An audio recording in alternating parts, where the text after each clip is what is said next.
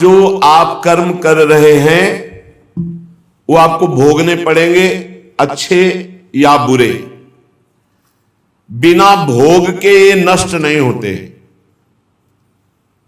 एकमात्र उपाय है, जैसे आपको वकीलों के द्वारा प्रमाणित कर दिया गया कि यहां के वकील है चित्रगुप्त,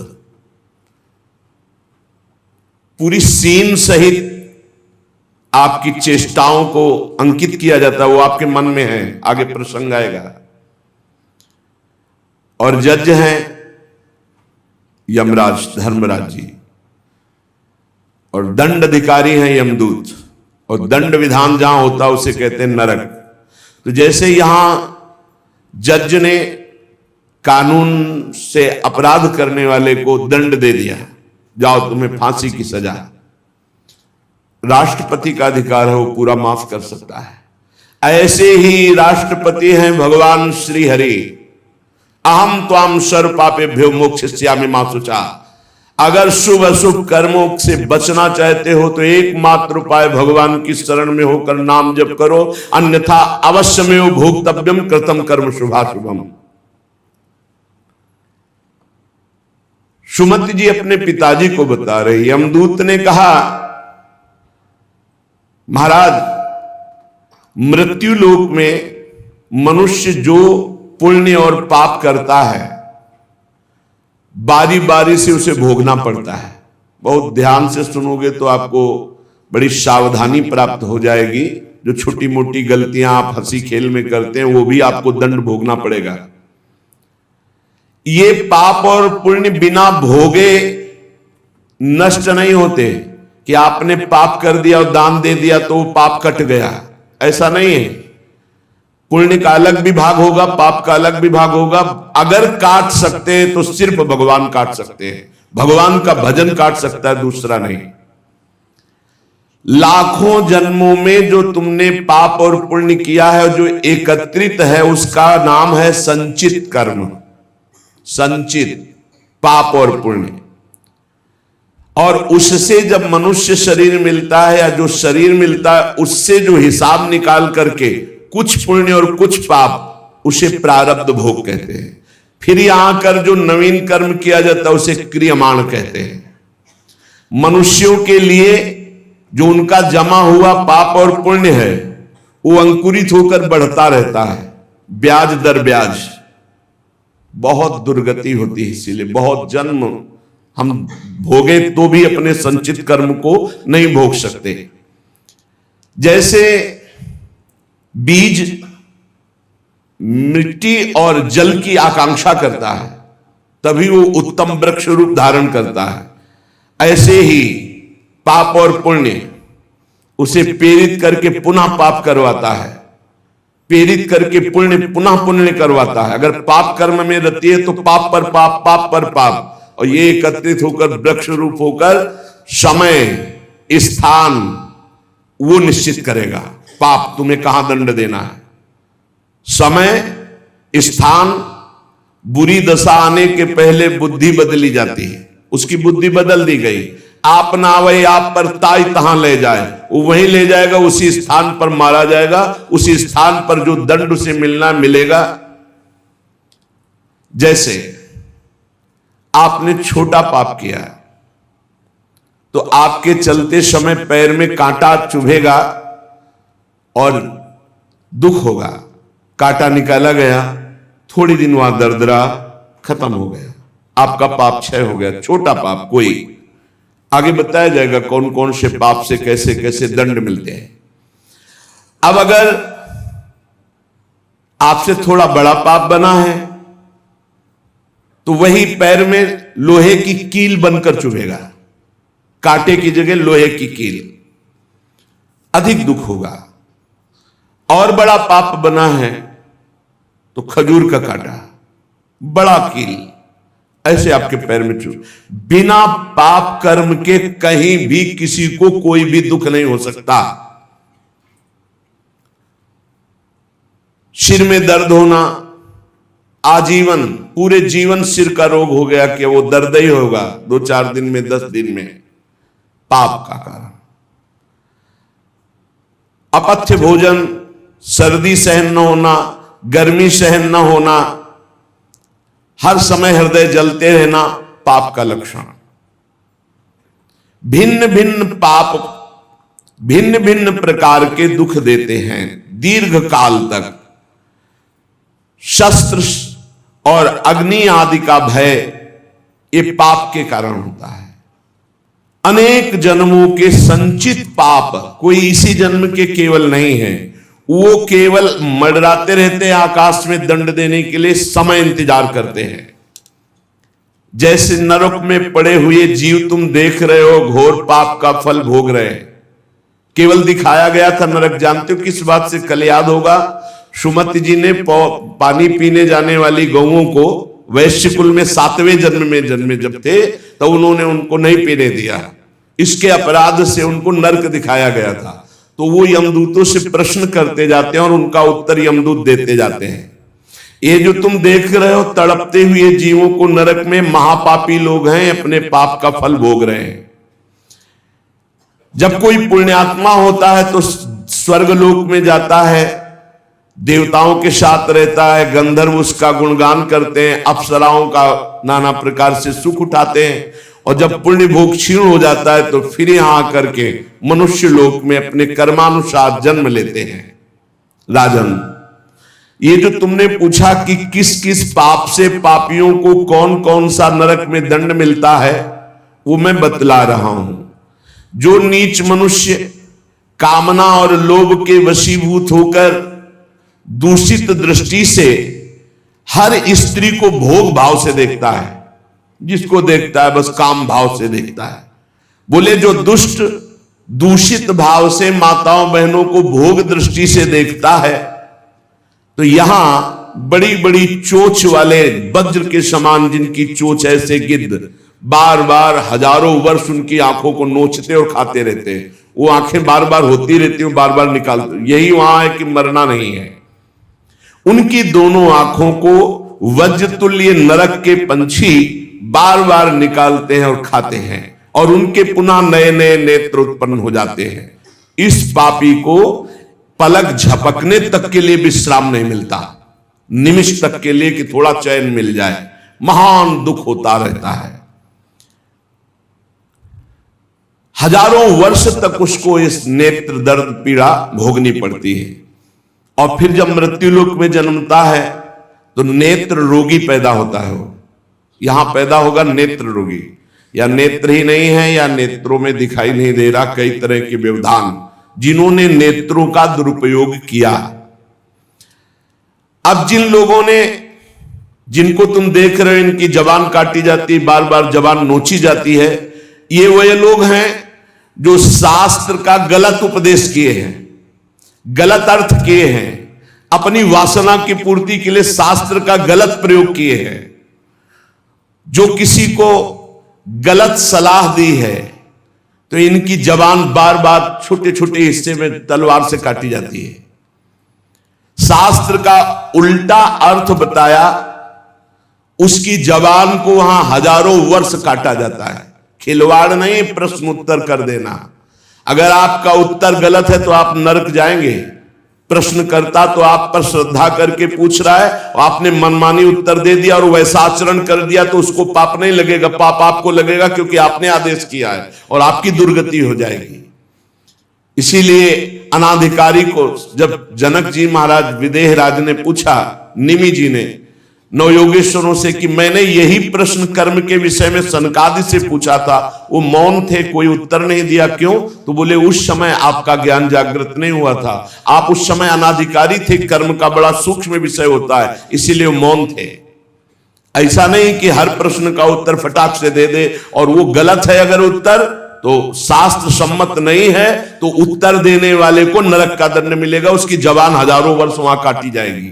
जो शास्त्र का गलत अर्थ करता है, जो शास्त्र को अपनी वासना पूर्ति के लिए घुमा करके बोलता है, जो किसी को बुरी सलाह देता है, उसकी जबान यहां काटी जाती, जो देख रहे हो।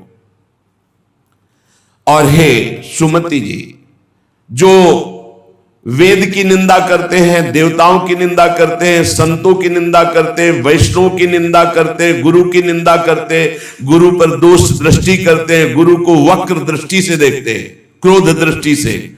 उन सब को यहां भयंकर वज्र तुल्य वाले जिनकी चोंच है, ऐसे पक्षी गिरा गिरा करके उनके अंगों को नोचते हैं, जबान, आंख और उनके शरीर के अंगों को। जितने निमेष तक उनके द्वारा ये जिह्वा जनित पाप हुआ है, उतने 1000 वर्ष तक उनको पक्षी नोचते हैं। जो नराधम बिना दोष के दो मित्रों में फूट डाल देते हैं, एक दूसरे की चुगली करके, पिता पुत्र स्वजन में भेद पैदा कर देते हैं, और जो पुरोहित, बहुत ध्यान देने योग्य बात, अनुष्ठान का संकल्प लेता लेकिन अनुष्ठान पूर्ण नहीं करता, जजमान को क्या पता। जो पुरोहित जजमान से नियत संख्या ले ली धन और अनुष्ठान पूरा नहीं किया, या जो अपनी माता और पिता का अपमान किया, जो अपनी शरणागत, अपने अर्धांग विराजमान पाणी ग्रहण की हुई पत्नी का विविध प्रकार से अपमान और शोषण किया, वो यहां आरे से चीरे जाते हैं 1000 वर्ष तक। दिखाया, देखो ये बीच आरे से आराम आराम से एक एक अंग चीरे जाते हैं। उस पुरोहित को भी दंड मिलता है, उस पुत्र को दंड मिलता है जो माता पिता का अपमान, उस पति को दंड मिलता है जो पत्नी का शोषण, उस पत्नी को दंड मिलता है जो पति से छल करती है। आप खुली आंख इनकी दुर्गति देख सकते हैं।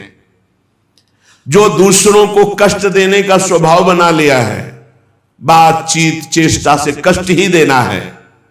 जो दूसरों की प्रसन्नता में जलते हैं, जो दूसरों की घरों में, सोए हुए घरों में आग लगा देते हैं या फसलों में आग लगा देते हैं और उनको प्राणांतक कष्ट देते हैं, उन अधम पापियों को यहां जलती हुई आग में जलाया जाता है। तुम देख लो, तपती हुई बालू डालकर उनको भूना जाता है और यहां आग में उन्हें जलाया जाता है। जो एक जगह निमंत्रण मिला, फिर दूसरी जगह निमंत्रण मिला, तो पहले निमंत्रण वाले को छोड़ करके दूसरे के यहां निमंत्रण पाकर फिर पहले वाले के यहां निमंत्रण पाने गया। ऐसा नहीं है, ये नर्क का कारण बन जाएगा।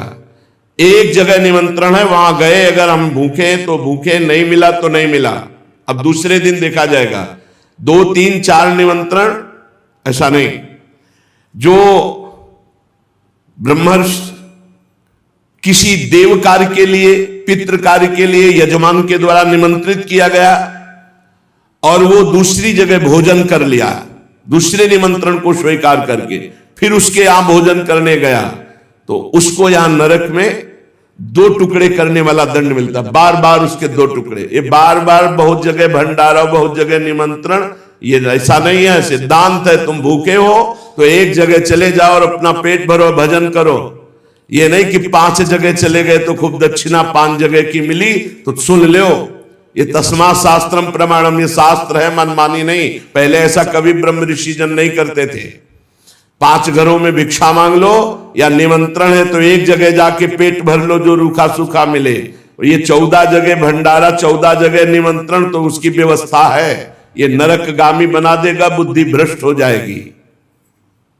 जो सदैव कड़वी बातें बोलकर लोगों के दिल पर चोट पहुंचाते रहते हैं, कुछ लोगों का ऐसा स्वभाव होता है, जब बोलेंगे तो हृदय की पीड़ा प्रकट हो ही जाए, ऐसा उनका है। ऐसे हैं, ऐसे हैं,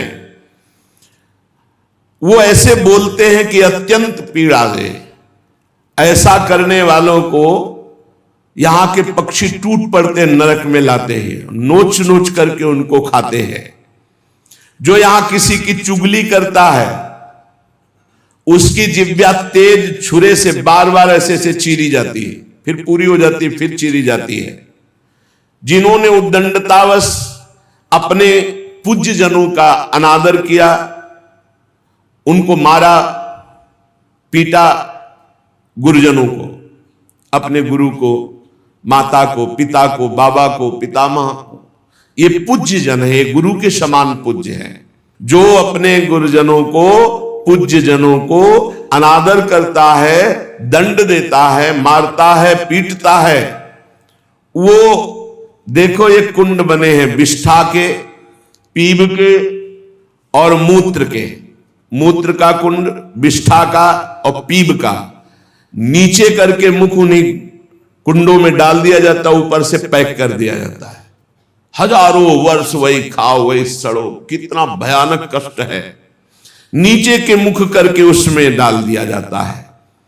जो लोग भोजन बनाने, बहुत ध्यान से सुनो, भोजन बनाना उद्देश्य रखो, यज्ञ है, यज्ञ के लिए भोजन बना रहे हैं। सबके हृदयों में भगवान है। पहले भोग लगाओ श्री भगवान का, फिर दरवाजे पर निकलो और आसपास झांक के देखो, कोई पशु पक्षी, कोई मनुष्य, कोई संत महात्मा, कोई भूखा तो नहीं दिखाई दे रहा। अगर एक गाय है, कुत्ता भी है, तो घर से जाओ, रोटी लाओ, पहले उसे डालो, भगवत स्वरूप मान करके पहले। फिर अपने घर में जो बड़े बूढ़े हैं सबसे पहले उनको पवाओ, बच्चे जो हैं उनको पवाओ। अच्छी अच्छी चीज तुम पालो, बड़े बूढ़े नहीं, अभी आगे आएगा, उनको भी दंड मिलता है। तो जो रसोई बनाए तो उसे भाग लगाना चाहिए। देवता का भाग, अतिथि का भाग, कौवे का भाग, गाय का भाग, और अपने जो पूर्व के बुजुर्ग जन हैं पहले उनकी सेवा। अच्छा, जो भी रसोई बने, भगवान का भोग लगाया, दरवाजे तक गए, अतिथि को देखा, एक गौ के लिए ग्रास निकाला, एक कौवा पक्षी आदि के, जरूर जरूर ये नहीं निकालोगे तो पाप है। गीता जी में कहा, जो अपने लिए पका के पाता है वो पाप पाता है।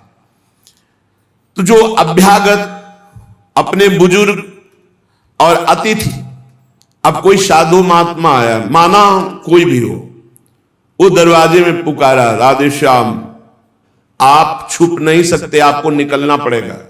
हाँ, राधे राधे, क्या चाहिए, क्या सेवा करूं आपकी? आप जल पिएंगे, आप भोजन पाएंगे?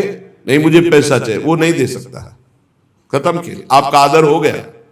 आप मृदु वचन में इतना तो बोल सकते हैं, राधे श्याम, आप इतना बोल सकते हैं, आप जल पिएंगे, आप रोटी पाएंगे, भोजन प्रसाद पाएंगे। नहीं, मुझे रुपया चाहिए। नहीं, मेरी श्रद्धा नहीं, मैं नहीं दे सकता, सामर्थ्य नहीं है, श्रद्धा नहीं है, कुछ भी आप कह दो उस पर चलेगा, पर आपको निकलना चाहिए। यदि आप छुपे रहे हो, आपके कान में आवाज आई, आपके दरवाजे से भिक्षुक वापस जा रहा, तो आपके सुकृत नष्ट हो जाएंगे और आपको पाप लगेगा।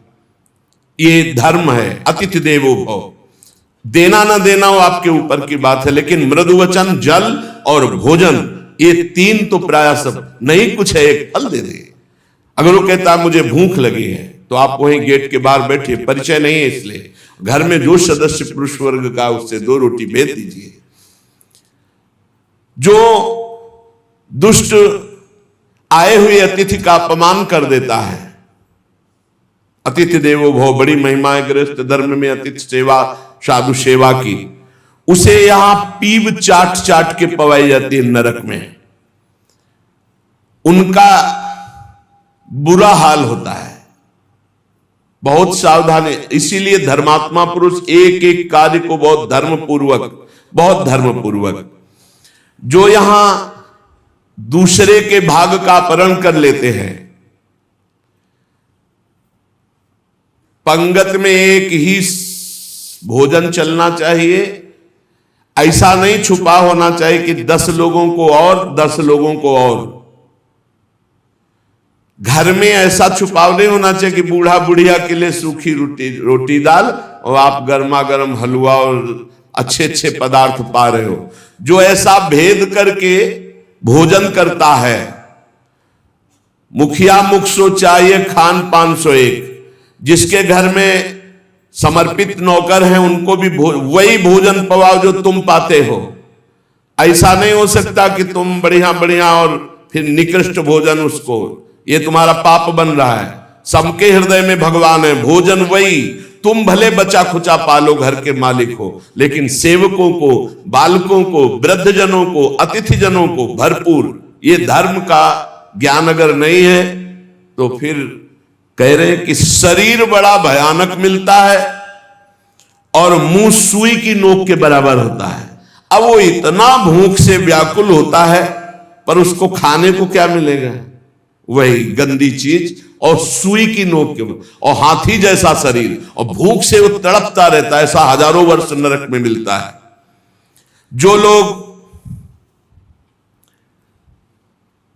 पंक्ति में ब्रह्म ऋषियों को, वैष्णवों को बैठाल दिया, जैसे कई कि अपने रिश्तेदार आए तो पुआ पूरी हलवा, और अगर साधु महात्मा है तो हृदय में जलन हो रही है। ऐसा भक्त चरित्रों में पाया गया है कि भक्तजन आए तो देख करके जलन पैदा हो गई और कहा हम बीमार हैं, हमसे नहीं हो पाएगा। और जब उनका भाई आया तो पुआ खीर और सब चकाचक, तो भक्त आए तो उन्होंने कहा हमारे रिश्तेदार भक्त आए तो तुम्हारा शरीर दर्द कर रहा था, और जब तुम्हारे भाई आए तो तो बोले रिश्तेदार ऐसे चले जाएंगे? नहीं तो संत वैष्णव ऐसे चले जाएंगे।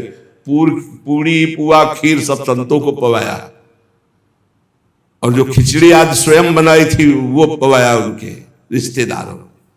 जो ब्रह्म ऋषियों को निमंत्रण करके, साधु वैष्णव को पंक्ति में बैठाल करके अपने लिए अच्छा भोजन, देखो बहुत सावधानी। हरिराम व्यास जी ने जब देखा उनकी पत्नी दूध परोस रही थी, उनके उसमें मलाई गिर गई तो नाराज हो गए और कहा ये पति है शरीर इसलिए मलाई गिरा दी, जाओ आज से सेवा से त्याग। हमारे पति ये संत जन है, संत जनों के आगे मलाई क्यों नहीं गिरी? दूध की मलाई हमारे आगे ही क्यों गिरी? क्योंकि हरिराम व्यास रूपी शरीर तुम्हारा पति है, इसलिए मैं तुम्हारा त्याग करता हूं, आज से सेवा में तुम्हारा अधिकार नहीं। यद्यपि उनका ऐसा भाव नहीं, लेकिन कितने इसीलिए सावधान। अब अपने घर वालों के लिए अच्छे अच्छे लिए और संत महात्मा वैष्णव अतिथि के, तो बोले उसे दंड मिलता है, नरक में ला करके उसे विविध प्रकार से सताया जाता है। जब कोई अर्थार्थी शरणागत तुम्हारी शरण में आ जाए और तुम उसके साथ धोखा करो तो यहां भी दंड मिलेगा और वहां भी दंड मिलेगा। एक पूज्य भाई जी से हनुमान प्रसाद पोद्दार जी ने घटना लिखी कि मैं नाम खोल करके नहीं कहूंगा क्योंकि उनके पारिवारिक जनों को दुख होगा। मेरे परिचय के थे भाई जी महाराज के, मेरे परिचय के थे, गांव भी लिखा है, गांव का नाम भी लिखा है कि वो मेरे परिचय के थे और दो भाई थे। उनमें से किसानी का कार्य होता था। किसानी के बहुत पुरानी घटना नहीं है, भाई जी महाराज कह रहे कुछ वर्ष की है, यह अक्षरशः सत्य है। ये कोई हम कथा नहीं कह रहे, हम जानबूझ करके पता नहीं दे रहे। मुझे जिला गांव सब पता है। वो कृषि कार्य करते थे, गृहस्थी का कार्य किसानी से पूरा होता था। उनके पास एक बैलों की जोड़ी बहुत सुंदर थी और एक बैल, दो भाई थे। एक दिन संध्या काल के समय जो व्यापारी थे बैलों के, उनको पता चला गांव में दो किसानों के पास बहुत सुंदर दो जोड़ी बैल हैं, एक जोड़ी से उनका काम चल सकता है, आप प्रयास करेंगे तो एक जोड़ी बेच देंगे। अर्थ है आपकी शरण में आया है तो आपको अपने प्राणों की बलि चाहे देनी पड़े, उसकी हानि नहीं होनी चाहिए, शरणागत की हानि नहीं होनी चाहिए। अगर हानि हो गई तो नारकी गति मिलेगी और यहां भी दंड मिलेगा तत्काल। ये महत पाप है, शरणागत का त्याग महत पाप है। अब वो दो व्यापारी थे, अब वो कई बैल खरीदना बेचना उनका काम था। वहां आए और उस समय 12,000 रुपए की जोड़ी तय की। उनको बहुत अर्थ लगा, 12,000 रुपए मिल रहे, दो से काम चला लेंगे, फिर गौवे हैं बछड़े हो जाएंगे, फिर काम चले। 12,000 रुपए ये देंगे और ये व्यापारी हैं, उनके पास थैला भी था तो और भी रुपए होंगे। संध्या का समय था। व्यापारी ने कहा कल सुबह हम बैल लेकर चले जाएंगे, आज रात हम तुम्हारे यहां सो जाएं। रात्रि हो रही, उनके मन में तुरंत चलने लगा दोनों किसान भाइयों के। उन्होंने कहा हाँ हाँ बहुत आराम से खाइए पिए, आपका घर है। उनका आज रात्रि हम आपकी शरण में हैं, आप हमारे और हमारे धन की रक्षा कीजिए, कल सुबह हम 12,000 आपको देकर आपके बैल लेकर चले जाएंगे। अब एक तो अतिथि, दूसरे शरणागत। रात्रि में अच्छा भोजन पवाया और बारंडे में लिटा दिया। घर घर के बाहर चौपार होती थी, जिसे बारंडा कहा जाता है उसे चौपार कहा जाता है। वो 8-9 बजे शयन कर गए। कहीं कहीं बरोठा कहा जाता है, कहीं बारंडा कहा जाता है, कहीं चौपार कही जाती है। अब दोनों ने अपनी पत्नी से विचार किया कि अगर इन दोनों को मार दिया जाए तो बैल भी नहीं जाएंगे, 12,000 तो मिलेंगे भी, और भी व्यापारी है, पैसा इसके पास है, बहुत आनंद है। ये भाव बिल्कुल नाशकारी, क्योंकि उस शरण में है तुम्हारी, वो अतिथि है बिल्कुल। ये तो मतलब लोक परलोक तत्काल नष्ट कर देता है, तत्काल। इसे महत् पापों में कहते हैं, और महत् पाप तत्काल प्रभाव दिखाता है, तत्काल। वो ऐसा नहीं कि नरक जाओगे वो बाद की बात, तत्काल तुम्हें दंड देगा। ये महत् पाप तत्काल दंड देता है। उनके हृदय में हत्या करने का पूरा विचार बन गया, पाप भरी योजना। पत्नी उनकी सहयोगी हुई तो पत्नी ने कहा पहले लाश गाड़ने की व्यवस्था तो सोचो, घर में तो गाड़ी नहीं जा सकती। तो उनका हमारा खेत है बगल में गन्ने का, हम दोनों जा रहे हैं और एक ही गड्ढे में दोनों को दबा देंगे, इनके नाप का गड्ढा खोद के अभी आते हैं। वो अति शीघ्र गन्ने के खेत में जाके गन्ना काट के और गड्ढा खोदने लगे। दैव योग से एक पड़ोसी को सोच लगी, भगवान का विधान होता जाको राखे साइया मार सके न कोई। वो सोचा बगले में गन्ने का खेत है, यही निपट लेते। पहले शौचालय तो हुआ नहीं करते थे, गांव के बाहर खेतों में दूर जाना होता था। अब वो गन्ने के खेत में बगले में जाके, अब ये बोल इतने में 2 आ जाएंगे। उसको लगा ये रात्रि में क्या प्लान बना रहे हैं। नजदीक गए, वो देखो एक को नीचे कर देंगे, एक को ऊपर कर देंगे। बोले कहीं पाप तो नहीं हो रहा। बोले 20,000 रुपया उसके पास है, तुम पाप की सोच रहे हो। उनको जो सोच गया था उसकी सोच तो हो गई। उसने सोचा कोई घटना हो रही, तो उनका दोनों को मार करके इसी में गाड़ देंगे, 2 गड्ढे खोदने की जरूरत नहीं। अच्छा 2 हैं और देखो कोई जानेगा नहीं, बरोठे में ही तो पड़े हैं और सो गए होंगे। फौरन उसने जल से पवित्र हुआ, भागा उनके घर में गए, पड़ोसी ही था, वहां दोनों को जगाया और कहा ये अभी चलो हमारे साथ, कहां तुम्हारा पैसा ले लो। अब वो भगवान की प्रेरणा से बचाने के लिए तो उनको संशय भी नहीं हुआ, फौरन अपने झोला लिए जिसमें रुपया रखे थे और वैसे ही गद्दा बिछा हुआ, वैसे ही रजाई रखी हुई अपने घर में ले गया और कहा इन दोनों भाइयों ने मारने का प्लान और गड्ढा खोद दिया है, चुप यहीं शांत बने। और उनके दोनों के एक लड़के थे जो नौटंकी देखने गए थे गांव के। कर्म बड़ा निकृष्ट संकल्प किया था, इसलिए पाप कर्म प्रेरित करके उन लड़कों के मन में है कि हमें नाटक अच्छा नहीं लग रहा, छोटे जगह चलो यार, हमें अच्छा नहीं लग रहा, हमें सोने का मन है। दोनों मस्ती से बातचीत करते हुए आए तो देखा बरोठे में गद्दा बिछा है और रजाई। तो उनका शायद माता पिता ने सोचा हो कि रात्रि में पता नहीं कब ये आएंगे तो दरवाजा खोलना पड़ेगा, यही सो जाते हैं। दोनों मुंह ढक करके उसी में सो गए। अब वो दोनों, भगवान का विधान बड़ा विचित्र होता है, दोनों गड्ढा खोद करके आए, अपनी पत्नी से कहा काम हो गया, गड़ासा निकाल, गड़ासा निकाल। बोले तू पैर पकड़, भाई से कहा तू खोपड़ी पकड़। अंधेरे का मामला, कोई बिजली तो गांव में रहती नहीं थी। दोनों पुत्रों को काट दिया और मैं गद्दा और रजाई सहित समेट के गड्ढे में तोप के। अब जब वहां गड्ढे में डालिया तो बोले झोला कहां रुपया का? बोले हमने तो सोचा था सिराने ही होगा। बोले गद्दार हजैम तो लपेट के नहीं डाले। बोले पक्का नहीं, ऐसा कैसे हो सकता है? बोले रुपया कहाँ है? अब वो तो बड़े चिंतित कि जिसके कारण मारा वो रुपया नहीं। और फिर गए गड्ढा खोदा और जब देखा कि हमारे लाला, हमारे ही पुत्र, और ना तो चिल्ला सकते हैं ना रो सकते हैं, ढूंढा वहां पैसा नहीं, ना वो जिनको मारना था वो थे नहीं, अपने बेटों को मार दिया।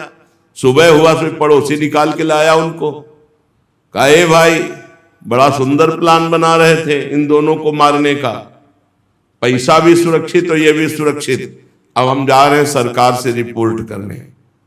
दोनों को जेल हुई, दोनों पुत्र मारे गए, दोनों पत्नी और पति सहित सजा को प्राप्त।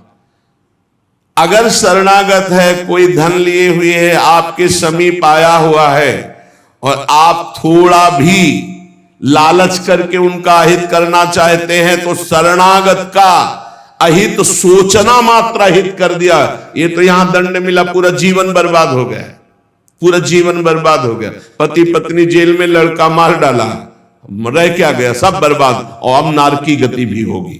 तो कह रहे जो आए हुए शरणागत के साथ छल करता है तो यहां थूक, खखार, बिष्ठा, इसके कुंड बने, इनमें डाल दिया जाता है। आनंद ले, सोचो, थोड़ी देर भावना करो, गटर में पैक कर दिया जाए, आपको मरना है नहीं, थूक खखार लाल, उसमें ये नारकी गतियां हैं। हे सुमति, बहुत ध्यान दीजिए, जो लोग झूठे मुंह और झूठे हाथ, देवता का स्पर्श, देवता को प्रणाम, गुरुजनों को प्रणाम, जो लोग ऐसा अपवित्र कार्य करते हैं उनके हाथों को यहां यमराज तिल तिल भर करके काटते हैं। जैसे कोई सब्जी नहीं काटता, ऐसे बड़ी रफ्तार से ऐसे बार बार काटते। अरे ऐसे थोड़े शास्त्र में हम यहाँ खाए डोल रहे हैं, ऐसे जूता पहने भोजन कर रहे हैं, न कुल्ला न आचमन, ये सब नारकी गति को प्राप्त होने वाले जीव, तभी बुद्धि भ्रष्ट मनमानी आचरण कर। पहले जानते हो गांव में कैसे पंगत पवाई जाती थी, सबके चरण धोए जाते थे। आप महाभारत में पढ़िए, राजसू यज्ञ में जितने राजा आए थे सबसे अग्र पूजा भगवान की हुई, लेकिन भगवान ने सेवा ली थी सबके चरण धोने की। कितना पवित्र व्यवहार था, शास्त्री, पट्टी बिछा दी, चरण धो दिए, हाथ धुलवाए, कुल्ला करवाए, सब बैठे, सबके तिलक पूजन, और सबका फिर वो पत्तल, दोना, सकोरा, ये पवित्र है। ये होटलों में जो खाते हैं ना, वहां रज लगा के थोड़ी धोते हैं, ऐसे मारा पानी पाइप से, वही रुमाल हजारों में फेर दी। अब मतलब किसको है, जब वो कौन सा भोजन कहते हैं जिसमें सब ऐसे ले लेकर पाते हैं, भाव, अब हमें तो कहना भी नहीं आता। अब सोचो उसमें वही शराब पिए हुए व्यक्ति खा रहा है, उसी से आप ले रहे, उसी से जो जो मना, अब वो पाया फिर लेने का मन, फिर कोई रोकने वाला है, वहां कोई खड़ा है नहीं, सब रखे, बोले ये वीआईपी लोग हैं, वीआईपी लोगों की वीआईपी व्यवस्था है, समझ लीजिए। जो झूठे मुंह होकर के या भगवान सूर्य चंद्र की तरफ करके लघु शंका करते हैं, सूर्य उदय है, सूर्य भगवान की तरफ, चंद्र भगवान की तरफ, भगवत विग्रहों की तरफ लघु शंका करते हैं, तो उनके आंखों में आग का अंगार रखा जाता है, ऐसे बार बार चीखते जलते हैं। जो जेठ होकर अपने लघु भ्राता की पत्नी के साथ गलत, पिता होकर अपनी पुत्री के साथ, भाई होकर अपनी बहन के साथ, या गुरु पत्नी के, ऐसे लोगों को तपाई हुई लोहे की स्त्री के साथ बेड़ियों से, लोहे की ऐसे जंजीरों से जो जलती हुई, उसी में जकड़ दिया जाता है। बहुत तुम्हारी बुद्धि भ्रष्ट हुई थी, जो बहन बेटी और पवित्र संबंध भी नहीं तुम्हें दिखाई दिए तो उसमें लपेट दिया। लोहे की स्थिति धधकती हुई आग, लोहे की जंजीरों से बांध दिया। त्राहिमाम पुकार रहा है, हजारों वर्ष बंधा रहे, मरना तो है नहीं। जकड़ दिया जाता, आग का अंगार आसो पास उसके रख दिया जाता है। उसके पूरे के पूरे शरीर में बार बार दाह आग होती है, चिल्लाता है। ऐसे नराधमों को यहां बहुत दंड दिया जाता है। यमदूत कहते हैं, जो अपने कानों से गुरु की निंदा सुनता है, जो अपने कानों से वैष्णव जनों की निंदा सुनता है, जो दूसरों की निंदा सुनकर के हर्षित होता है, ऐसे पापियों को यमदूत जो लाते हैं यमराज के, वो तपाया हुआ लोहा उनके कानों में डाला जाता है। बार बार तपाया हुआ लोहा, बार बार गुरु निंदा सुनी, संत निंदा सुनी, वैष्णव निंदा सुनी, सुनने वालों को। और बड़े हर्षित होते हैं जब किसी की निंदा होती ना, तो कुछ लोग ऐसे हर्षित होते जैसे उनको सम्राट पद मिल रहा हो। अरे पर निंदा के किए ते आवत नहीं कछुआत, मूर्ख पर्वत पाप को ले चल अपने साथ।